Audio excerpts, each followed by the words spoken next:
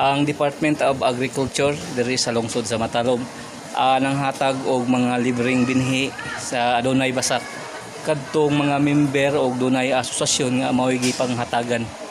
Okay, muadto ta sa area kung diin nang hatag og mga binhi sa mga dunay basak diri sa atong lungsod. Lungsod sa Matalom guys, Matalom Leyte, Philippines. Okay, atong adton kung diin nang hatag og mga binhi sa humay kung kadtong member sa mga adunay asosasyon para mahatagan sila og binhi nga libreng binhi sa Department of Agriculture diri sa lungsod sa Matalom. Iko Pipi, iko andam motabang sa lungsod sa Matalom Leyte. Okay, atong bisitahon guys ag nanghatag og mga binhi sa diri sa atong lungsod. Okay.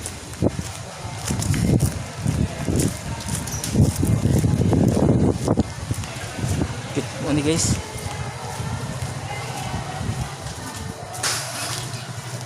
pusing.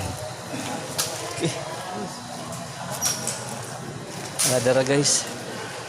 Agsa-asa mo nga barangay tay? Santa Paz. O silbing agatorang mga member no ang panghatagan og mga binhi. Okay, salamat. Humay na no. Humay oh. Oh, sige. Okay, Maunig area.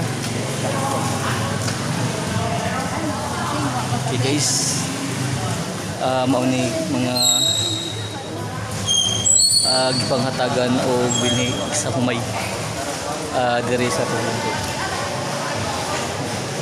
Okay, mali guys ang mga beneficiary sa mga gipanghatagan o binhi sa humay.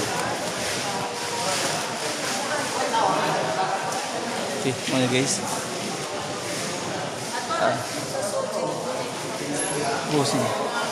Okay. Maunig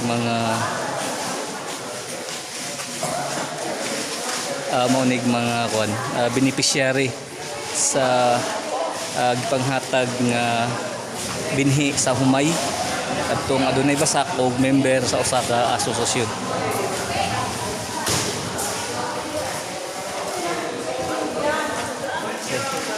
Okay. Mutana ko ba? Insay makadawala nito. Mga member ba?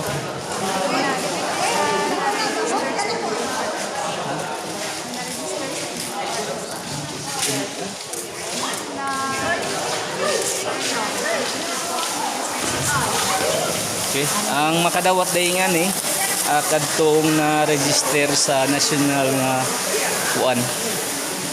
national nga mga murag na sila murag member kung diin na-register sila sa national. Okay, mao ni guys, mao ni atong Iko PP balita sa lungsod sa Matalom.